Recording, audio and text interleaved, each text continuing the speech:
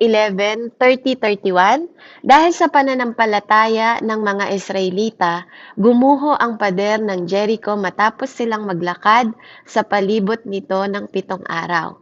31, dahil sa pananampalataya ni Rahab, ang babaeng nagbebenta ng aliw ay hindi napahamak na kasama ng mga ayaw sumunod sa Diyos sapagkat malugod nilang pinatuloy ang mga espiyang Israelita.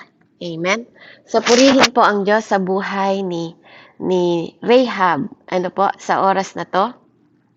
Dito po makikita natin, hallelujah, na yung mga tao sa Book of Hebreo, ano po, isa po si Rahab, isa sa kababaihan, ano po, na talagang napagpala po ng Panginoon. At hindi lang siya, even ang kanyang buong pamilya dahil sa kanyang pagmamahal sa kanyang pamilya. Amen. Na napagpala po ang kanyang buong pamilya. Amen. Even ang lugar na to na Jericho po, ano, they are the people po na sumasamba sa Diyos-Diyosan, nag-worship sila sa idol, 'di ba? Ito yung lugar na city na may mataas na pader. Amen. Hallelujah, na pinabagsak ng mga lingkod ng Diyos sa pamamagitan ng buhay nila Joshua. Amen. At sa gabay patnubay ng ating Panginoon.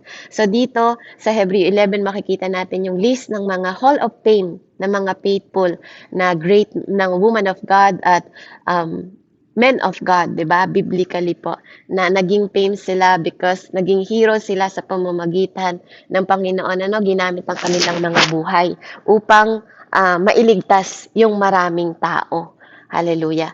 So dito, ito yung mga tao na ano, they are not perfect people, mga kapatid, katulad mo at katulad ko. They are not perfect people who were faithful and who are recipient of the grace. And today, yun nga po, dahil sa pag-uusapan natin na buhay ng amazing woman na si Rahab. Amen? Dadako po tayo sa Joshua 2. Medyo mahaba po yung babasahin ko. Pero, para po makita natin yung kwento ni Rahab kung bakit po siya isang amazing woman. Amen. Sa Joshua 2 po, hallelujah. Sabi dito, from 1 to 24, babasahin ko po. Buhat sa kampo ng Sitim, si Joshua na anak ni Nun ay nagpadala ng 2 espiya. Sila'y pinagbilinan niya ng ganito. Pumunta kayo sa lupain ng Kanaan. Manmanan ninyo ito, lalong-lalo na ang lungsod ng Jericho. Pumunta nga sila roon at tumuloy sa bahay ni Rahab, isang babaeng nagbebenta ng panandaliang aliw, at doon sila nagpalipas ng gabi. Nakaabot sa kaalaman ng hari ng Jericho ang balita na may mga espiyang Israelita na nakapasok sa bayan ng gabing iyon. Kaya't ang mga hari ay nagpadala ng sugo kay Rahab at ipinasabi, ilabas mo ang mga lalaking nasa loob mo, naparito ang mga iyan upang lihim na magsiyasat sa ating lupain. Ngunit itinago ni Rahab ang 2 at pagkatapos ay ganito ang isinagot. Mayroon nga pong mga lalaking nakituloy sa amin, ngunit hindi ko po alam kung taga saan sila. Umalis po sila nang isasara na ang pintuan ng lungsod bago kumagat ang dilim. Hindi ko po natanong kung saan sila papunta, ngunit kung hahabulin ninyo agad ay maaabutan pa ninyo. Sa itaas ng bubong niya ay itinago niya ang 2 espiya at tinabunan ng mga tangay ng lino at sinalansan niya roon. Hinabol nga ng mga tauhan ng hari ang 2 espiya hanggang sa tawiran ng ilog Jordan. Pagkalabas ng mga humahabol, isinara ang pinto ng lungsod. Bago natulog ang mga espiya, umakyat si Rahab sa bubong at sinabi sa kanya, alam kong ibinigay na sa inyo ni Yahweh ang lupaing ito, at ang mga taga rito'y takot na takot sa inyo.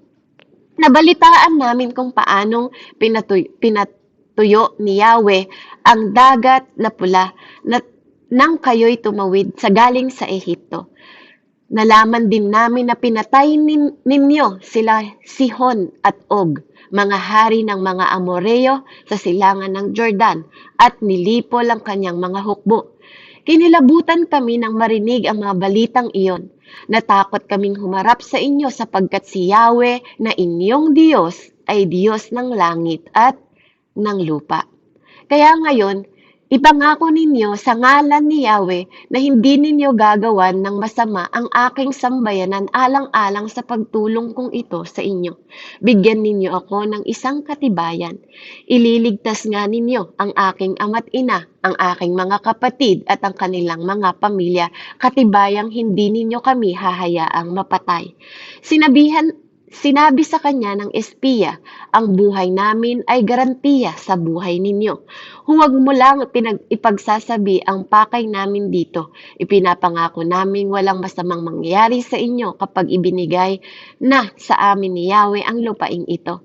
Nakakabit sa pader ng lungsod ng bahay ni Rehab, kaya't buhat sa kanyang bintana, inihugos niya sa labas ng lungsod ang dalawang espiya. Ngunit bago siya umalis, sila'y pinagbilinan niya ng ganito, pumunta muna kayo sa kaburulan at magtago kayo roon 3 araw upang hindi kayo makita ng tauhan ng hari. Kaya't nakabalik sila sa lungsod, saka na kayo lumakad. Sinabi naman sa kanya ng dalawa, tutuparin namin ang aming pangako alang-alang sa iyo. Kailangan gawin mo ito pagbalik namin para sakupin ang inyong lungsod. Ilawit mo ang pulang lubid na ito sa bintanang aming bababaan. Tipunin mo sa inyong bahay ang iyong ama't ina at ang iyong mga kapatid at buong angkan ng iyong ama. Hindi kami mananagot kung may lumabas sa bahay at mapatay, ngunit pananagutan namin kapag may nasaktan sa sino man sa loob ng bahay. Subalit, kapag pinagsabihan mo itong ating kapag pinagsabi mo itong ating pinag-usapan, huwag mo nang asahan ang pangako namin sa iyo. Pumayag ang babae at pagkatapos ay pinaalis ang mga espiya. Pagkatapos itinali niya sa labas ng bintana ang lubid na pula. Pumunta ang mga espiya sa kaburulan saat 3 araw na nagtago roon habang pinaghahanap sila ng mga tauhan ng hari. Pagkatapos bumalik ang mga ito sa lungsod na hindi nila makita ang mga espiya. Bumaba naman mula sa kaburulan ang espiya, tumawid sa ilog at nagbalik kay Joshua. Inuulat nila kay Joshua ang buong pangyayari at ibinigay na nga sa atin ni Yahweh ang lupaing iyon. Ang sabi nila, mabanggit lamang ang pangalan natin, nangangatog na sa takot ang mga taga roon. Ayan, purihin po ang Panginoon. So dito makikita mo natin sa kwento na to, no, kung paano po ang kwento ni Rahab. Na sa maikling kwento po, no, makikita natin kung sino si Rahab. So siya po ay isang mamamayan po ng Jericho. Amen. At dito po pag-aaralan natin yung mga katangian niya. So, sa katulad po ng sabi ko, ang Jericho po is ito yung mga pagan environment place po, no, kung saan yung worship nila, yung normal na para sa kanila ang mag-worship po ng mga idol. So, dito makikita natin ano po na si Rahab ay sa kanya yung tahanan. So, she is the owner, no? May homeowner po siya. At makikita din natin dito na kasama niya po ang kanyang buong pamilya sa tahanan na yon. At siya ay isa din sa pamilyar po na nakakakilala po kay Yahweh. Amen. At nakaka-bless lang even sa kanyang trabaho, po, hindi man magandang pakinggan, ito yung kanyang weakness, yung pagiging prostitute niya at pagiging sinungaling. Amen. So sa kwento na to makikita natin. But then sa powerful story na to ni Rahab, bilang prostitute, ito po yung ito naman yung yung katangian ng Panginoon. Amen. Ang baguhin ang mga taong mga makasalanan katulad natin. Amen. Kaya nagpapasalamat po ako na sa kwento na to talaga na nakita natin kung paanong yung worst sinner can come to the Lord. Amen? At kaya niyang baguhin at transform ang buhay ng isang tao. At makikita natin yung katangian ni Rahab dito on how real faith take the bold action na pinakita niya sa istorya na to. Kung bakit naman po ngayon pinag-uusapan natin yung amazing faith na, yung genuine faith na pinakita po ni Rahab. Hallelujah. At kung hindi po ninyo nalalaman, yes, may mga weaknesses siya katulad mo. Sino dito ang walang weaknesses? Amen? Dahil hindi po ako naniniwala na bawat isa sa atin ay walang weaknesses dahil alam ko na bawat isa niregaluhan ng Diyos ng weaknesses para sa panahon na tayo ay mahina. Amen? Perfect ang power ng Diyos sa buhay natin para tayo ay palakasin ng Panginoon. So dito makikita natin yung lesson, amen, sa kwento na to kung paanong si Rahab, isa sa katangian niya, amen, yung nag-join siya sa winning team. Amen. Ikaw kapatid, saan ka naka-join? Hallelujah. Na in spite of her weaknesses, ginamit yan ng Panginoon. Amen. Dahil sa pagmamahal din niya, isa sa katangian niya yung pagiging mapagmahal niya sa kanyang pamilya. Amen. Yes, prostitute siya. Pero nandun yung kanyang pagmamahal sa kanyang buong pamilya, sa kanyang mga kapatid, at sa lahat ng angkan niya. Amen, na hindi niya inisip yung kanyang sarili. Inisip niya yung kanyang mga mahal sa buhay. Na even siya ay mapahamak. Amen, nakita natin dito, no? Na even siya ay mapahamak po, ano? Na nag-take risk siya. Na tinago yung dalawang lingkod ng Panginoong Diyos na nag-spy po sa lugar ng Jericho. Hindi po madali yung ginawa ni Rahab. Kasi kung nahuli siya, amen, siya naman po ang papatayin. Amen? Kaya dito, ang galing lang po ng Panginoon no, on how God make a way para makalabas. At saka yung kanyang, yung katalinuhan niya. Katalinuhan niya na magkaroon siya ng knowledge po, na binigay sa kanya ng Panginoon. Na i-united niya doon sa faith na meron siya. She choose to follow God. She choose to put herself in the faith of God. Kasi nakilala niya eh. Nakilala niya yung Panginoon nila. At kinilala niya. Amen? She just not believe God. Amen? Hindi lang tayo, ikaw ba? 'Di ba? Hindi ka lang dapat naniniwala sa Panginoon. Hindi lang niya dito sinabi niya na hindi lang siya naniniwala sa Diyos na 'yon. She know that God. Amen? Dapat ganun tayo, lalo na po tayong mga mananampalataya. Amen? Don't just believe God. Amen? Dapat hindi ka lang naniniwala sa Kanya because you know Him. Diba? There's a difference between I believe God and I know that God. Amen? May malalim na kahulugan yon, yung alam mo yung Diyos na yon. Kung bakit ka naniniwala sa Diyos na yon, hindi ka lang basta naniwala sa Kanya. Don't just believe God. Know God. Amen? Know Him. Amen? Kaya magkaroon tayo ng malalim na pananampalataya po sa Kanya. Kaya dito makikita natin yung salita kung paano sinasabi ni James na ang pananampalatayang walang gawa ay patay. Dahil dito, talagang andun yung tinaya niya yung buhay niya. Yes, tama ba na magsinungaling? Hindi po tamang magsinungaling. Pero dito nakita natin that hindi pa naman talaga siya tunay na mananampalataya. Amen? Kaya dito hindi sinasabi na tayo ay magsinungaling. Hindi ko in-encourage na magsinungaling tayo. Pero sa harap ng Panginoon, He is faithful. Amen? He is faithful na mamamayan sa harap ng Panginoon, and she is anointed. Actually, may word of God sa salita na actually hindi nga nila naalala si Rahab eh. Kung mababasa po natin yung kwento. No, pero isasabihin ko po sa inyo na ang Diyos po mismo ang nagpaalala sa kanila na iligtas si Rahab. No, na sa sobrang busy nila, muntik na nilang makalimutan.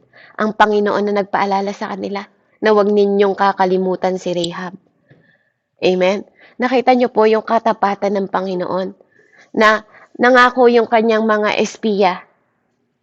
Pero dahil ang pangako minsan natin sa tao, it is integrity sa harap ng Diyos.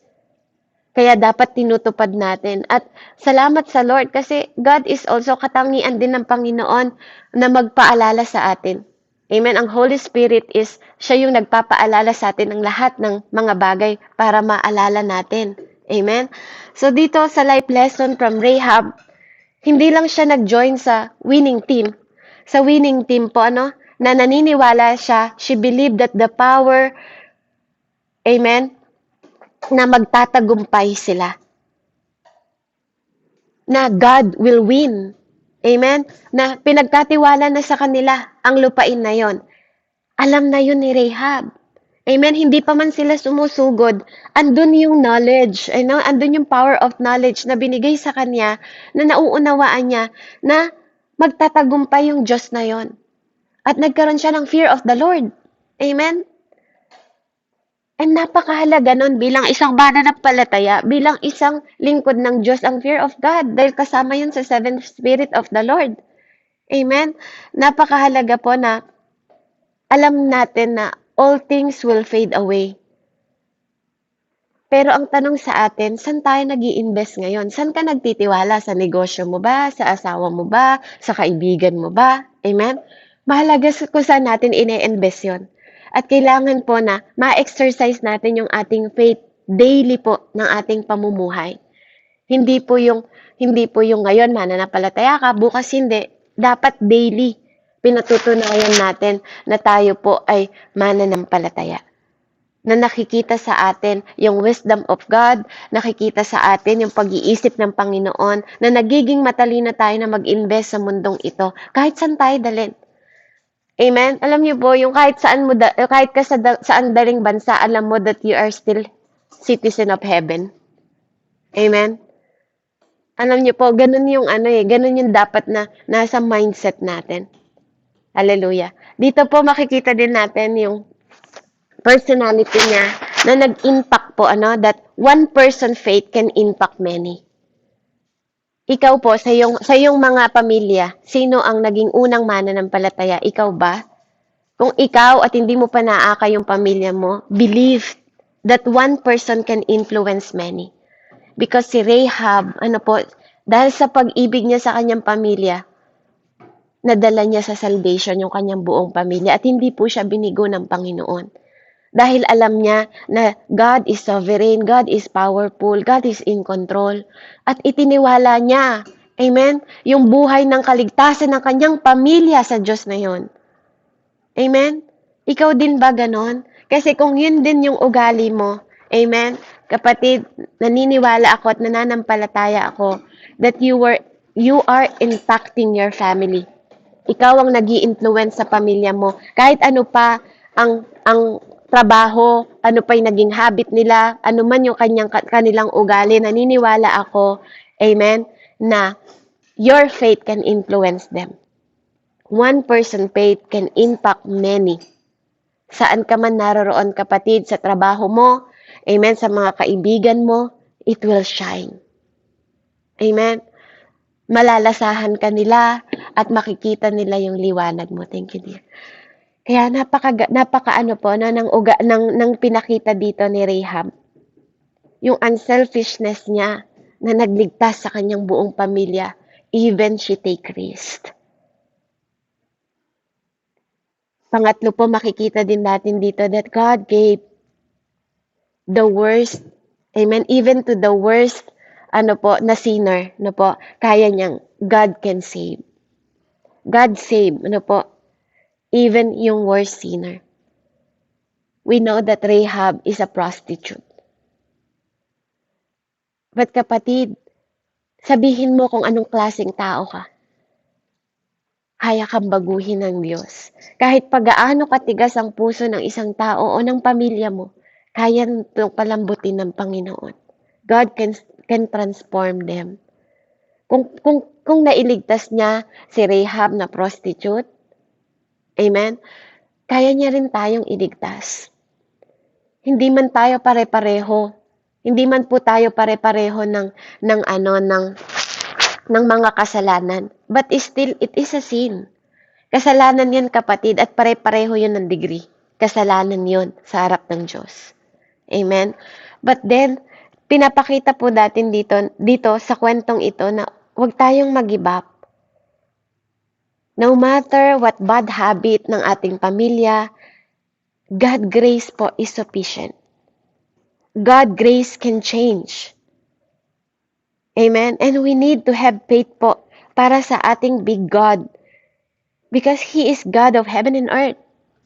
Sinabi yun sinabi yun, ganun yung pagkakakilala ni Rahab sa kanya. Amen? Nakilala niya yung Diyos na yun. Siya yung Diyos ng heaven and earth. Amen? Meaning po, He is powerful. He sees everything. Diba? He sees who you are. He care about you. Individual man, o yung buong pamilya mo, He care about you. Dito pinatunayan ng Panginoon na isang mananampalataya ang nagtiwala sa Panginoong Diyos, buong sambayanan niya niligtas ng Diyos. Amen? Hallelujah. He want to see our life be transformed. Gustong makita yun ng Diyos, kapatid. Gustong makita ng Diyos na ang buhay natin nagtatransform. Gustong makita ng Panginoon na ang buhay natin po ay nababago. At kahit ano pa po ang pamumuhay natin, walang bagay na hindi kayang hugasan ng banal na dugo ng Panginoon. Sabi nga, walang kasalanan ng hindi kayang hugasan ng pulang dugo ng Diyos. Para po tayo ay baguhin.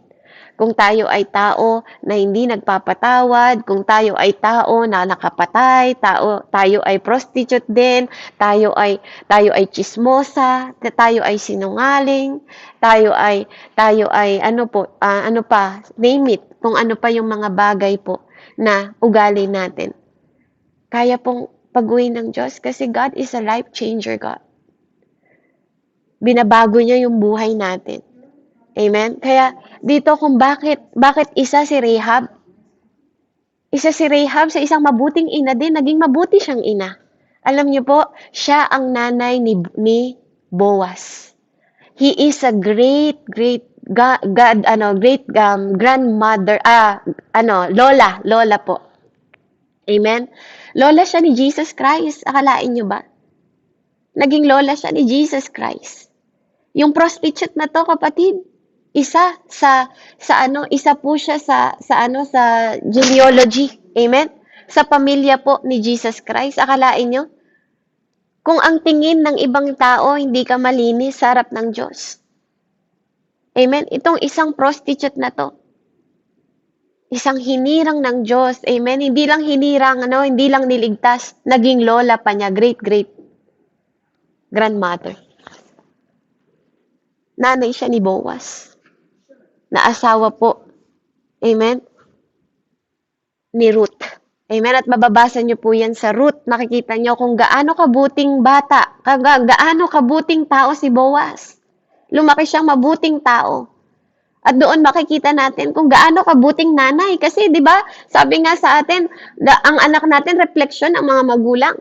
Amen? Kung paano natin tinuturuan ng ating mga anak. And I believe naging mabuting nanay si Rahab dahil nagkaroon siya ng mabuting anak sa buhay ni Boaz. Amen? Hindi ang iyong nakalipas, hindi ang past mo ang identity mo. Hindi ang mga nakalipas natin. Our past is not our identity. It's just part of our story. Amen? Maaaring part ng mess natin, but nagbigang message ito sa buhay ng maraming tao, naging isang testimony sa buhay ng maraming tao, at hanggang ngayon, pinag-uusapan natin si Rahab. Ikaw, kapatid, saang bagay ka pinag-uusapan, di ba? Saang bagay ka nakikilala ng mga tao sa paligid mo? Anong karakter ang nakikilala ng mga tao sa paligid mo? Amen? Na pag nawala tayo, mapag-uusapan din tayo ng mga anak natin, ng mga apo natin. Amen? Matagal na panahon na. Nawala na si Rahab, pero hanggang ngayon, pinag-uusapan pa rin natin ang buhay niya. Dahil sa kanyang ginawa. Amen? Dahil sa pananampalataya niya sa Panginoon. At nawa po maging gano'n din tayo 'no, magkaroon tayo ng maiwan natin na memory na iche-cherish ng buong pamilya natin na dahil sa atin nakilala nila yung Diyos. Na magpapasalamat sila. Yung buong angkan mo, yung buong henerasyon mo dahil ikaw, dahil sa'yo nakilala ng pamilya mo at dahil sa mga anak mo nakilala din nila ang Diyos. And I hope, and I pray po, maikli lang yung kwento, maikli lang yung mensahe, pero magbaon ito, magbigay ito ng napakahalaga na aral po sa bawat isa sa atin, na po tumanim sa puso at isip natin, that we can also obey God. Amen? And itong lesson na to is mag-move forward sa ating mga buhay na ang ating pananampalataya sa Panginoon po, habang tumatagal tayo, dapat lalong lumalalim yung pananampalataya natin kasi alam natin that God is a winning team. 'Di ba? Alam natin na panalo na po ang Panginoon, na hindi masasayang ang lahat ng ine-invest natin sa Panginoon. Na kung ikaw yung tinawag ng Panginoon na nag-iisang mananampalataya sa pamilya mo, know that your faith will impact many. Amen? At kung kahit ano pang mga kasalanan, God can save. Amen? Dahil nanampalataya tayo at wag tayong mag-give up po sa mga tao na mga minamahal natin. Amen? Dahil inaalala tayo ng Panginoon, nagmamalasakit po siya sa atin. God sees you and He care about us. Amen? Kaya purihin po ang Panginoon sa mensahe po na ito, no, na tayo po ay maiwanan po ng isang inspirasyon sa buhay ni Rahab, na great lola po ni Jesus Christ. Na makikita natin yung kwento, makikita natin sa Matthew 1 din po makikita natin doon, or 11 kung di ako nagkakamali. Nandoon, 'di ba? Nandoon yung kanilang mga angkan na pinapakilala hanggang sa Bible, pinapakilala because God value them. Kung hindi sa kanila, 'di ba? Na maaaring imperfect sa mata mo, maaaring imperfect sa pandinig mo ang prostitute na si Rahab. Pero this prostitute save us dahil sa kanilang pananampalataya. Amen. Purihin po ang Panginoon, and to God be all the glory. This is the woman of God. Amen. Anointed one. Amen. At naging great lola siya. Amen, ni Jesus Christ. Great lola siya ni Jesus Christ. Amen. Kaya purihin po ang Panginoon, and to God be all the glory, na kung paanong tinransform ng Panginoon ang buhay ng isang prostitute na to at sinungaling na to. Amen. Naging sinungaling man siya sa pagliligtas ng mga lingkod ng Panginoon. Amen. Ito naman po ay naging bahagi po ng isang katagumpayan ng mga espiya na to dahil sa kanyang buhay, na pinagtagumpay sila ng Panginoon dahil nagkaroon sila ng matagumpay na misyon na pag-i-espiya sa Jericho dahil sa buhay ng isang woman of God na si Rahab. Purihin ang Panginoon, and to God be all the glory. Let's pray. Heavenly Father, we thank you, Panginoon, sa amazing story po ni Rahab, na kung saan, Panginoon, nakilala namin siya bilang great-grandmother mo, great-grandmother mo, Father God.